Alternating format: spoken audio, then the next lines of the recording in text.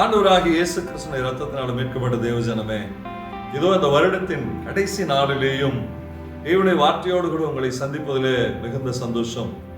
சங்கீதங்களின் புஸ்தகம் 66ஆம் அதிகாரம் 2ஆம் வசனம் நமக்கு இப்படியாய் சொல்லுகிறது, அவர் நாமத்தின் மகத்துவத்தை கீர்த்தனம் பண்ணி அவருடைய துதியின் மகிமையை கொண்டாடுங்கள் என்று சொல்லி எழுதப்பட்டிருக்கிறது.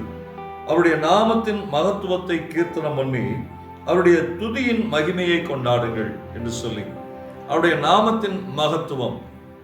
இந்த 365 நாட்களும் அவருடைய நாமத்தின் மகத்துவம். நீங்களும் நான் இன்னைக்கு உயிரோடு இருந்து ஆண்டவரை ஸ்தோத்திரம் பண்ணி துதிப்பது அவருடைய கிருபை, அவருடைய நாமத்தின் மகத்துவம். இயேசு கிறிஸ்து என்கிற நாமத்தினால்தான் இன்னைக்கு நீங்களும் நானும் ஜீவனோடு கூட இருக்கிறோம். புதிய ஆண்டுக்கான ஆயத்த காரியங்கள் எல்லாம் செய்து கொண்டு இருக்கிறோம். அவருடைய நாமத்தின் மகத்துவம். பின்னால கொஞ்சம் திரும்பி பாருங்க. ஜனவரி மாதம் 1ஆம் தேதியிலிருந்து இந்த நிமிஷம் வரையிலும் அவர் செய்த நன்மைகளை, அவர் நமக்கு பாராட்டின கிருபைகளை, அவர் நம்மை பாதுகாத்த விதத்தை, அவர் நமக்கு முன் சென்று கோணல்களை செவையாக்கின காரியங்களை அப்படி கொஞ்சம் பின்னால திரும்பி பார்ப்போமே ஆனால் அவருடைய நாமத்தின் மகத்துவம் நமக்கு புரியும். எத்தனை விபத்துக்களை நாம் பார்த்தோம், எத்தனை அழிவின் காரியங்களை பார்த்தோம், எத்தனை வியாதிகளை பார்த்தோம். ஆனாலும் எல்லாவற்றிலிருந்து நம்மை தப்பிவித்து நமக்கான பலனையும் ஆரோக்கியத்தையும் கொடுத்து எந்த ஒரு குறைவும் இல்லாதபடிக்கு அவருடைய நாமத்தின் மகத்துவம் நம்மோடு கூட இருந்ததை நாம் அனுபவித்தோம். எவ்வளவு நல்ல தேவன் அவர்! சொல்லணும் அப்படின்னா வார்த்தைகளால் சொல்ல முடியாத அளவுக்கு இந்த ஆண்டை நமக்கு நடத்தி வந்தார். அவருடைய நாமத்தின் மகத்துவம், அதை கீர்த்தனம் பண்ணணும். அவர் நல்லவர்னு சொல்லுகிறதுல அல்ல, வாழ்ந்து காட்டுவதில் நாம் கீர்த்தனம் பண்ணணும். அவர் எப்படியெல்லாம் நமக்கு நன்மை செய்தார் என்பதை மற்றவர்களுக்கு சொல்லுவதிலே, அவருடைய நாமத்தை மகத்துவப்படுத்துவதிலே நாம் இன்னும் அதிகமான காரியங்களை செய்கிறவர்களாய் இருக்க வேண்டும். இயேசு கிறிஸ்து சிலுவையில நமக்காக எத்தனையோ பாடுகளை பட்டு நம்மை அவர் இந்த நாள் அளவும் பிதாவாகி தேவனுடைய திட்டத்தை செய்ய வைத்து வருகிறாரே, எவ்வளவு மகத்துவம் நிறைந்த நாமம் அது.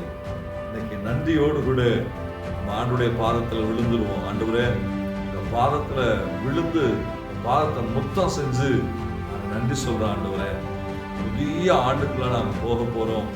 புதிய ஆண்டை குறித்து ஏராளமான கனவுகளோடு கூட நாங்கள் இருக்கிறோம்.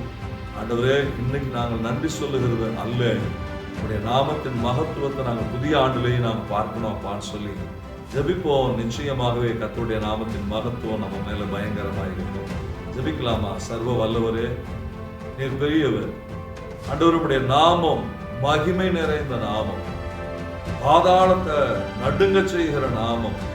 ஆண்டவரே, புதிய காரியங்களை உருவாக்குகிற நாமம். 2025ஆம் ஆண்டு முழுவதுமாய் உம்முடைய நாமம் எங்களோடு கூட இருந்து ஏராளமான அற்புதங்களையும் ஏராளமான அதிசயங்களையும் நாங்கள் கண்ணார காணவும் நாங்கள் அனுபவிக்கவும் நீங்க செஞ்சீங்களே, நாங்கள் உமக்கு நன்றி செலுத்துகிற ஆண்டவரே. கோடான கோடி நன்றிகளை நாங்களே இருக்கிறோம். ஆண்டவரே, நாங்கள் இந்த நிமிஷம் வரையிலும் உம்முடைய நாமத்தை சொல்லுவதற்கு காரணமே நீர் எங்களோடு கூட இருந்து நீர் செய்கிற காரியங்கள் பயங்கரமா இருப்பதனாலே ஆண்டவரே, இன்றைக்கு நாங்கள் உம்முடைய நாமத்தை உயர்த்தி நாங்கள் மகிமைப்படுத்துகிறோம். இதோ என்னோடு கூட இணைந்து ஜெபிக்கிற அத்தனை பேருடைய வாழ்க்கையிலையும் இயேசு கிறிஸ்துங்கிற நாமத்தினால வருகிற சகல நன்மைகளையும் அனுபவிக்கிற ஆண்டவரே, புதிய ஆண்டுல ஆண்டவரே புது கிருபைகளோடு கூட நாங்கள் நுழைய கற்றுக்கொள்ள செய்யணும். எல்லா துதி கன மகிமை நாங்கள் நமக்கு செலுத்துகிறோம். இயேசு கிறிஸ்துவின் நாமத்தினாலே ஜெபிக்கிறோம் எங்கள் நல்ல பரிசுத்த ஆமென். அவருடைய நாமத்தின் மகிமை மகத்துவம் நம்மோடு கூட இருந்து நடக்கிறது. God bless you.